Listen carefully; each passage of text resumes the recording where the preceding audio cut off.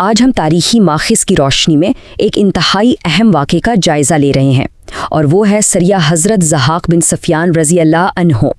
یہ محض کوئی عام تاریخی واقعہ نہیں ہے، بلکہ سچی بات تو یہ ہے کہ یہ قیادت، بصیرت اور سفارتی حکمت عملی کا ایک شاندار ماسٹر کلاس ہے۔ ذرا تصور کریں، ایک ایسی مہم جو ہمیں یہ سکھاتی ہے کہ مشکل ترین حالات میں بہترین فیصلہ سازی کیسے کی جاتی ہے، اور کیسے ایک بالکل چھوٹی سی کوشش تاریخ کا دھارا بدل کر رکھ دیتی ہے۔ تو چلیں بغیر کسی تاخیر کے اس واقعے کی تفصیلات میں چلتے ہیں۔ بات ہے 7 ہجری کے لگ بھگ کی۔ یہ وہ دور تھا جب اسلام کا پیغام بڑی تیزی سے پورے عرب کے کونے کونے تک پہنچ رہا تھا۔ ایک زبردست تبدیلی کا وقت تھا۔ اسی پھیلتے ہوئے پیغام کو آگے بڑھانے کے لیے نبی کریم صلی اللہ علیہ وآلہ وسلم نے حضرت ضحاک بن سفیان رضی اللہ عنہ کا انتخاب کیا اور انہیں ایک بہت ہی خاص ذمہ داری دے کر ایک مخصوص قبیلے کی طرف روانہ فرمایا۔ ظاہر ہے یہ کوئی اچانک لیا گیا فیصلہ نہیں تھا، بلکہ ایک بہت بڑے سوچے سمجھے منصوبے کی کڑی تھا۔ اب سوال یہ پیدا ہوتا ہے کہ اس قافلے کا اصل مشن کیا تھا؟ دراصل یہ کوئی معمولی مشن نہیں تھا۔ اس کا بنیادی اور سب سے اہم ہدف تھا حق کا پیغام پھیلانا۔ حضرت ضحاک اور ان کے ساتھیوں کے کاندھوں پر یہ بھاری ذمہ داری تھی کہ وہ اس قبیلے تک اسلام کی دعوت پہنچائیں۔ اور سچی بات ہے، یہ صرف چند الفاظ ادا کرنے کا معاملہ نہیں تھا، بلکہ سیدھا لوگوں کے دلوں اور ذہنوں میں اترنے کا کام تھا۔ ایک ایسا کام جس کے لیے بے پناہ احتیاط، سچے اخلاص اور کمال درجے کی بصیرت درکار ہوتی ہے۔ اب اس قافلے کی حکمت عملی کی طرف آتے ہیں، جس کی بنیاد ہی امن کو ترجیح دینے پر رکھی گئی تھی۔ جب یہ قافلہ اپنی منزل پر پہنچا تو سامنے 2 بالکل الگ الگ راستے تھے۔ ایک طرف طاقت اور تلوار کا راستہ تھا، جو بظاہر بہت آسان اور فوری نتائج دینے والا لگتا ہے، لیکن دوسری طرف تھا دعوت، حکمت اور امن کا راستہ۔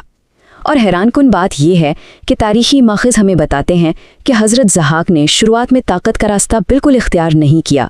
انہوں نے دعوت اور پرامن طریقے کو اپنا سب سے بڑا ہتھیار بنایا۔ دیکھا جائے تو طاقت کا استعمال کوئی مشکل کام نہیں ہوتا، لیکن جذبات پر قابو رکھ کر امن کا راستہ چننا اصل میں یہی تو سچی شجاعت ہے۔ خیر، اب دیکھتے ہیں کہ اس دعوت کے بنیادی نکات کیا تھے۔ سب سے پہلی چیز جو انہوں نے سمجھائی وہ تھی اللہ کی وحدانیت کا تصور، اور اس کے فوراً بعد رسول اللہ صلی اللہ علیہ وسلم کا پیغام لوگوں کے سامنے پیش کیا گیا۔ اور یہ سب کچھ کسی ڈراوے یا سختی کے ساتھ نہیں ہوا، بلکہ زبردست دلائل اور حکمت کے ساتھ پیش کیا گیا۔ یہی وہ بنیادی باتیں تھیں جو اس قافلے نے وہاں کے لوگوں تک نہایت ہی خوش اسلوبی سے پہنچائیں۔ لیکن ظاہر ہے تاریخ کا کوئی بھی سفر رکاوٹوں کے بغیر مکمل نہیں ہوتا، اور یہاں بھی ایک بڑی رکاوٹ سامنے آئی، یعنی مخالفت کا آغاز۔ ذرا ان مراحل پر غور کرتے ہیں۔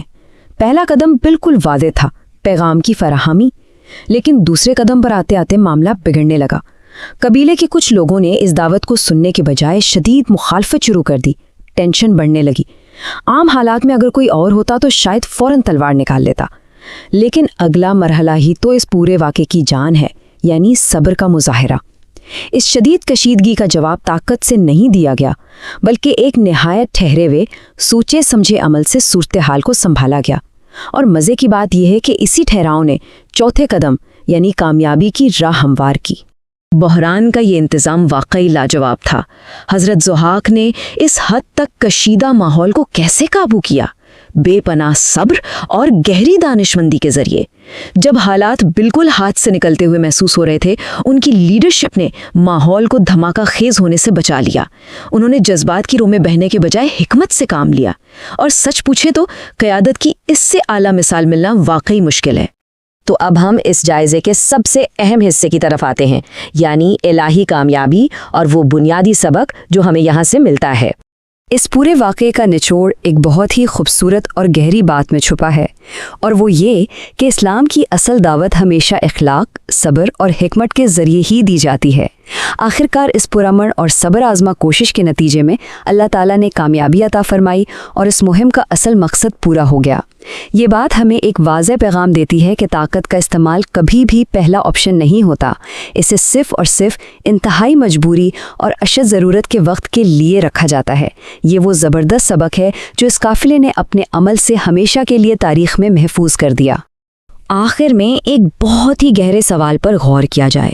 ایک بالکل چھوٹا سا قافلہ جس کے سامنے اتنا بڑا اور عظیم مقصد تھا۔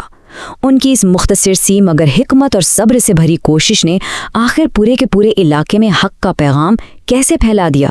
یہ وہ سوال ہے جو ہمیں یہ سمجھنے پر مجبور کرتا ہے کہ جب مقصد سچا ہو اور راستہ حکمت والا ہو تو ایک چھوٹی سی مہم بھی تاریخ کے دھارے کو ہمیشہ کے لیے بدل سکتی ہے۔ اس تاریخی ماخذ کے جائزے میں ساتھ رہنے کا بہت شکریہ۔ یقیناً اس واقعے میں موجود قیادت اور حکمت کے پہلو ہر دور کے لیے ایک بہترین رہنمائی فراہم کرتے ہیں۔